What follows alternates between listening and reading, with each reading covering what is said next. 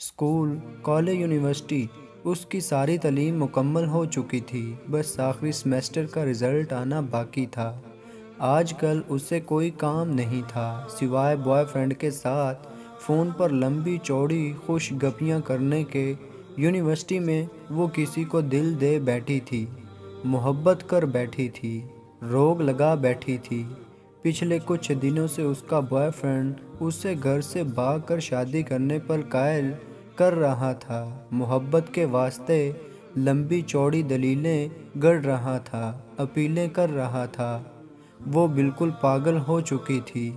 ویسے بھی تو ماں باپ نے بھی میری شادی کرنی ہی ہے، تب بھی تو مجھے گھر چھوڑنا ہی ہے۔ ویسے بھی اب میں میچور ہوں، اعلیٰ تعلیم یافتہ ہوں، عاقلہ بالغہ ہوں، اپنے فیصلے خود کر سکتی ہوں۔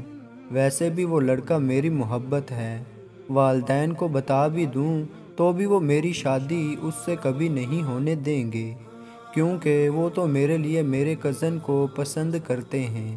اس نے گھر سے بھاگنے کا بڑا فیصلہ کر لیا تھا۔ فیصلے سے اپنا بوائے فرینڈ کو آگاہ کیا، وہ خوشی سے چلایا، یہ ہوئی نا محبت۔ گھر سے بھاگنے کے لیے پچھلی رات کا وقت طے پا گیا۔ وہ چوری چھپے اپنے چند ضروری کپڑے اور چھوٹی موٹی چیزیں بیگ میں پیک کر کے مقررہ وقت کا بے چینی سے انتظار کرنے لگی۔ اسی دوران بوائے فرینڈ کی کال آ گئی، کہنے لگا ماں نے کوئی زیور شیور بھی بنایا ہوگا، وہ بھی ہاتھ میں کر لو، مشکل وقت میں کام آئے گا۔ اچھا کچھ کرتی ہوں۔ اسے پتا تھا کہ ماں نے اس کے لیے سونے کے زیورات بنا رکھے ہیں۔ وہ ماں کے کمرے سے زیورات نکالنے کی ترکیب سوچنے لگی۔ وقت بہت کم تھا۔ وہ جیسے ہی ماں کے کمرے کی طرف بڑھی، ماں کمرے کا دروازہ کھول کر باہر آ گئی۔ ایک لمحے کے لیے وہ ماں کو سامنے دیکھ کر سکتے میں چلی گئی۔ میری شہزادی، اتنی رات گئے تم جاگتی پھرتی ہو، اور یہ تیار ہو کر کہاں جا رہی ہو؟ وہ ہی تو بتانے آ رہی تھی، رات لیٹ فون آیا تھا، یونیورسٹی والوں نے ایمرجنسی کچھ کام سے بلایا ہے، میری کچھ دوست بھی جا رہی ہیں، آپ سو رہی تھی، ڈسٹرب نہ ہو، اس لیے آپ کو اس وقت نہیں بتایا۔ اس نے خود کو سنبھالتے ہوئے جھوٹ گڑھ دیا تھا۔ اچھا تم میرے کمرے میں ہی بیٹھو، میں تمہارے لیے کچھ بنا کر لاتی ہوں۔ ماں کچن میں چلی گئی۔ وہ ماں کے کمرے میں داخل ہوئی۔ بہت اچھا موقع مل گیا ہے، اس نے یہ سوچتے ہوئے جلدی سے پیٹی کا دروازہ کھولا تو سب سے پہلے اس کی نظر اپنے لیے بنے لال رنگ کے بہت پیارے لہنگے پر پڑی، جو اس کی ماں نے خاص طور پر شادی والے دن کے لیے اس کی پسند سے بنوایا تھا۔ ماں اکثر کہتی رہتی تھی، جب میری بیٹی اسے پہن کر دلہن بنے گی، شہزادی لگے گی۔ شہزادی، ایک سے بڑھ کر ایک اچھا سوٹ، بہترین بستر، ڈنر سیٹ، ٹی سیٹ اور نہ جانے کیا کیا سامنے آ رہا تھا۔ بہت سی قیمتی اور خوبصورت چیزیں تو ایسی تھیں جو ماں نے چوری چوری بنا رکھی تھیں، جن کا علم اسے آج ہو رہا تھا۔ چیزیں الٹ پلٹ کرتے کرتے آخر زیورات اس نے ڈھونڈ ہی نکالے، لیکن اس کا دل و دماغ چکرا کر رہ گیا تھا، زیورات اس سے اٹھائے نہیں جا رہے تھے۔ اس نے کمرے میں نظریں دوڑائیں تو دیکھا فریج، مشینیں، برتن، سب کچھ اس کے لیے رکھا پڑا تھا۔ ایک ماں کے کمرے میں، ایک دلہن کے کمرے میں، ایک دلہن کا مکمل سامان پڑا تھا۔ ضمیر نے اسے جھنجھوڑا، وہ سوچوں میں گم گئی۔ ماں کی گود سے جنم لینے سے لے کر اب تک ماں باپ نے میرے لیے کیا نہیں کیا؟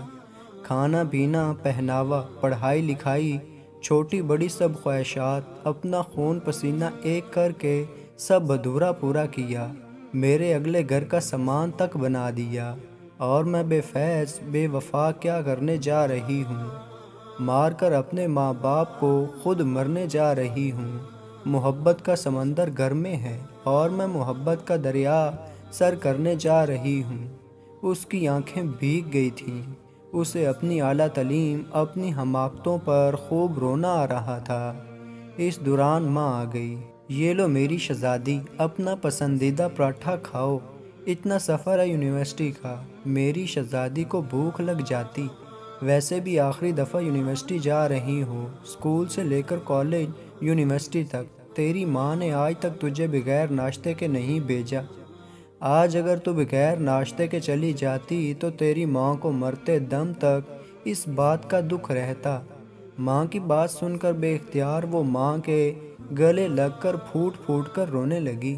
ماں نے ماتھا چوم کر آنسو صاف کرتے ہوئے پوچھا، میری شہزادی کیوں رو رہی ہے؟ وہ نظریں چراتے ہوئے کہنے لگی، ماں مجھ سے کتنی محبت کرتی ہو نا، یہ بھی کوئی بات ہوئی؟ اب ماں سے بڑھ کر بھی بھلا کوئی محبت کر سکتا ہے؟ اس دوران اس کے موبائل کی گھنٹی بار بار بجنے لگی۔ اس نے کال کاٹتے ہوئے میسج لکھا، سوری میں نہیں آ سکتی اور کبھی نہیں آ سکتی، کیونکہ مجھے میری محبت میرے گھر سے ہی مل گئی ہے۔ یہ جو ماں کی محبت ہوتی ہے نا، یہ محبتوں کی ماں ہوتی ہے۔ تمہارا دلہن والا لہنگا، تمہاری دلہے والی شیروانی تمہارے گھر میں ہی پڑی ہیں، اسے منہ کالا کر کے کورٹ کچہریوں میں پہننے کی بجائے اپنے ماں باپ کے گھر سے ہی پہنا کرو، کیونکہ تم پر ان کا حق ہے جو بالکل برحق ہے۔